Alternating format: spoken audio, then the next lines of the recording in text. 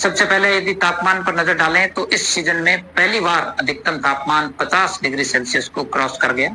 पिछले 24 घंटों में चूरू में सर्वाधिक अधिकतम तापमान 50.5 डिग्री सेल्सियस रिकॉर्ड हुआ है।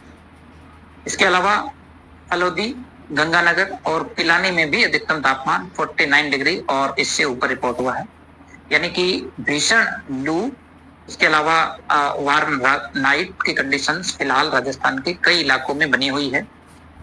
अगले 48 घंटों में सीवियर हीट वेव, इसके अलावा वार्म नाइट की कंडीशन जो है अभी भी राज्य के खासकर उत्तरी और पश्चिमी, इसके साथ साथ में जो उत्तर पूर्वी राजस्थान के कुछ हिस्से हैं इनमें जारी रहेगी।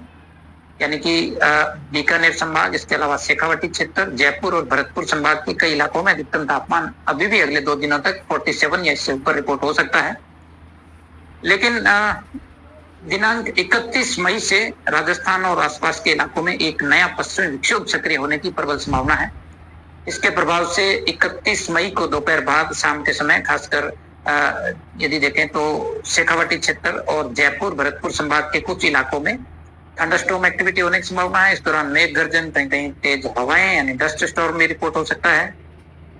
आंधी बारिश का जो ये दौर है ये 1 और 2 जून को भी राजस्थान के कुछ इलाकों में होने की प्रबल संभावना है, खासकर बीकानेर संभाग के इलाके, इसके अलावा शेखावाटी क्षेत्र रहेंगे और जयपुर भरतपुर संभाग के इलाकों में 1 और 2 जून को भी आंधी बारिश, कहीं कहीं तेज हवाएं जो है वो दर्ज होंगी। हवाओं की गति इस दौरान 50 से 60 किलोमीटर प्रति घंटा तक की रिपोर्ट हो सकती है।